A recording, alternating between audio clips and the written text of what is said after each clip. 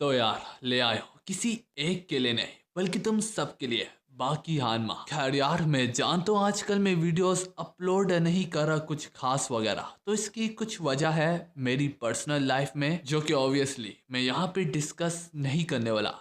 लेकिन हाँ मैं कोशिश करूंगा कि मैं अब जल्द से जल्द वीडियो डालने की कोशिश किया करूं। वैसे तो इस केस में आप भी मेरी काफ़ी अच्छे से मदद कर सकते हैं कि अगर आप लोग मेरी वीडियो को ज़्यादा से ज़्यादा लाइक और कमेंट करें जिससे मुझे मोटिवेशन मिलेगी कि मैं अगली वीडियो जल्द से जल्द लाऊं। इसके साथ ही साथ मैं अपने गेमिंग चैनल के लिंक को भी पिन कर दूंगा, उसमें मैं बहुत जल्द फ्री फायर स्टार्ट करने वाला हूँ। तो हाँ यार बस इतना ही कहना था, बातें काफ़ी ज़्यादा हो गई है तो चलो यार अब वीडियो को शुरू करते हैं। तो यार हमारी एपिसोड की शुरुआत वहीं से होती है जहाँ पे हम कारुहाना यामाको और योराइजुका को एक दूसरे के खिलाफ जाते हुए देखते हैं। उनका बैटल एकदम काबिले तारीफ होता है और इस कदर जानलेवा होता है कि देखने वाले के दिलों में और उनके मुंह में सिर्फ एक ही अल्फाज होते हैं और वो गजब। लेकिन दोस्तों एक चीज चाहे जितनी आला हो या फिर गजब हो, अंत तो हर चीज का होता है। तो इसी तरह इस बैटल का अंत भी हमारे करीब होता है जहाँ पे एक खतरनाक किस्म के तूफानी बैटल के बाद यहाँ पे कारुहाना यामा योराइजुका पे बाड़ी पड़ के उसे हराने में कामयाब हो जाता है। इसके चलते जैसे तैसे करके योराइजुका को हॉस्पिटलाइज किया जा रहा होता है तो कारुहाना यामा उसकी तारीफ करते हुए उसकी दाद देते हुए कहता है कि तुम्हारे साथ लड़के कसम से मजा ही आ गया। ये कहते हुए कारुहाना यामा उसे अपनी पीठ दिखा के यहाँ से जाने लगता है तो योराइजुका पीछे से बोलता है हम बहुत जल्दी दोबारा मिलेंगे हानायामा। योराइजुका का जानलेवा बैटल देख के कहने लगता है ये लड़का तो काफी ज्यादा गजब का है,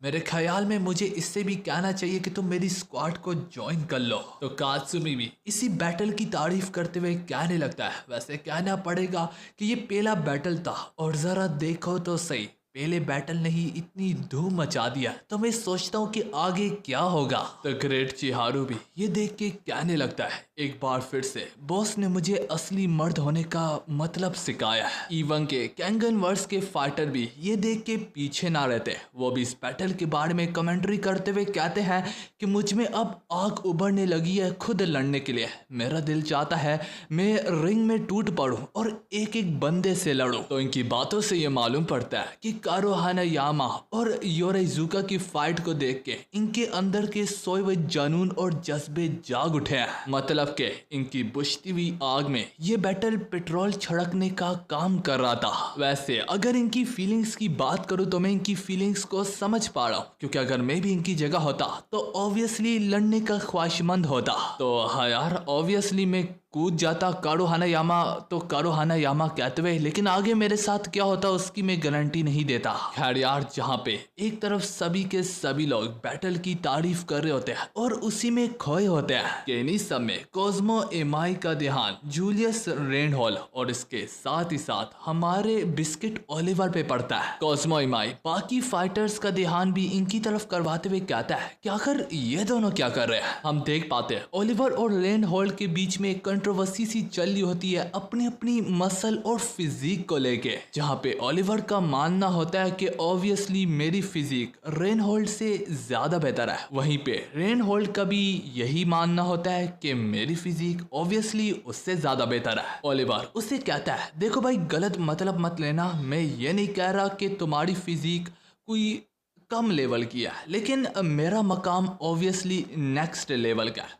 मैं अमेरिका का सबसे स्ट्रॉन्गेस्ट माना जाता हूं और मेरे को अनचेंज का टाइटल भी दिया गया है और तुम्हारे जिस्म का एक एक फुलाई तुम्हारे हर जर्रे जर्रे से मैच नहीं करता, जिसके कारण तुम्हें लड़कियां इतनी ज़्यादा पसंद नहीं करेगी। मुझे देखो मेरे पीछे तो लड़कियां दीवानी है मेरे भाई। रेनहोल्ड उससे पूछता है मत बताओ तुमने अपनी मसल सिर्फ और सिर्फ लड़कियों को पटाने के लिए बनाई है, अगर तुम्हारी ये वजह है तो मुझसे पूछो तुम काफी ज्यादा बचकाना हो। बचकाना का शब्द सुनने के बाद ओलिवर उस पर गुस्सा होने लगता है और वो कहता है तुम्हारी इतनी मजाल कि तुमने अमेरिका के सबसे स्ट्रॉन्गेस्ट को बचकाना कहा, मुझसे अमेरिका तक कामता है तो तुम मेरे आगे क्या ही औकात रखते होगे। उसे बार बार अमेरिका का शब्द को इस्तेमाल करके अपने आप को स्ट्रॉन्गेस्ट डिक्लेयर करता देख देख के रेनहोल्ड कहता है, ठीक है भाई, ये तो हम सेटल कर ही लेंगे कि कौन कितना ज्यादा बेस्ट है लड़ने के बाद। तुम्हें पता भी है कि एक मर्द अपने फैसले पे किसी दूसरे मर्द को कैसे मजबूर करता है। ये कहते हुए दोनों के दोनों वहीं पे बैठ के आर्म रेसलिंग मैच को शुरू कर डालते हैं। इंडीड मेन इवेंट को इग्नोर करते हुए इन्होंने अपना ही कंपटीशन शुरू कर दिया है और वो जैसे तैसे करके एक दूसरे के खिलाफ जा रहे होते हैं। हम देख पाते हैं उनके पैर जमीन के अंदर धंसने लगते हैं, पर अभी भी दोनों के दोनों एक दूसरे को यही कह रहे होते हैं, क्या हुआ, बस इतना ही दम है तुम में। देखते ही देखते वो दोनों के दोनों क्लाइमैक्स तक पहुंच जाते हैं और शायद से इस बैटल का विजेता भी हमें देखने को मिलने ही वाला होता है कि इससे पहले कोई बैटल को इंटरप्ट कर देता है और वो कोई और नहीं बल्कि सेन हासुमी फ्रॉम कैंगन वर्स और गोकी शिबुकावा फ्रॉम बाकी वर्स होते हैं। और देखते ही देखते वो दोनों के दोनों एक दूसरे के फाइटर्स को जा पकड़ते हैं और उन्हें झटके से जमीन में पटक डालते हैं। तभी गोकी शिबुकावा यहाँ पे नोटिस करता है कि सेन हासुमी ने भी काफी खूबसूरती से अमेरिका के सबसे स्ट्रॉन्गेस्ट क्रीचर को पटक डाला। गोकी शिबुकावा बोलता है, मैं तो ये सब कुछ अफरा तफरी से रोकने के लिए कर रहा था। खैर यार, हात्सुमी नाम है तुम्हारा, काफी अच्छे हो तुम भी सेल्फ डिफेंस को लेके। गोकी शिबुकावा के मुंह से अपनी तारीफ सुन के सेन हात्सुमी कहता है, आप तो सबसे महान मास्टर हैं इन सब टेक्निक्स को लेके, मेरे लिए ये ऑनर की बात है, इज्जत का मकाम है। वहीं पे हम ओमा टोकीता को देखते हैं जो कि अब काजू यामाशिता और आकी यामा के पास आता है। वहीं पे काजू यामाशिता ओमा से बोलता है, क्या तुमने वो बैटल देखा, अभी अभी खत्म हुआ है। ओमा रिप्लाई में कहता है, हाँ मैं वेटिंग रूम में मॉनिटर के पीछे बैठ के देख रहा था। ओमा यहाँ पे ये भी बताता है कि पहले बैटल को ही देख के मैं समझ गया कि जब मेरी बारी आएगी तो मुझे जी जान लगा के लड़ना होगा। वो ये कह रही होता है कि अचानक से ओमा को एक खतरनाक किस्म के प्रेजेंस से महसूस होते हैं और वह जैसे अपनी नजरें इधर उधर घुमाता है तो उसकी नजर बाकी हानमा पे पड़ती है। इंडीड वो जानलेवा और कातलाना प्रेजेंस किसी और से नहीं बल्कि बाकी की बॉडी से ही निकल लेते। तो हाँ यार, एक बार फिर से दोनों के दोनों आमने सामने होते हैं। अब तक दोनों को एहसास तो हो ही गया होता है कि इंडीड मेरा मुकाबला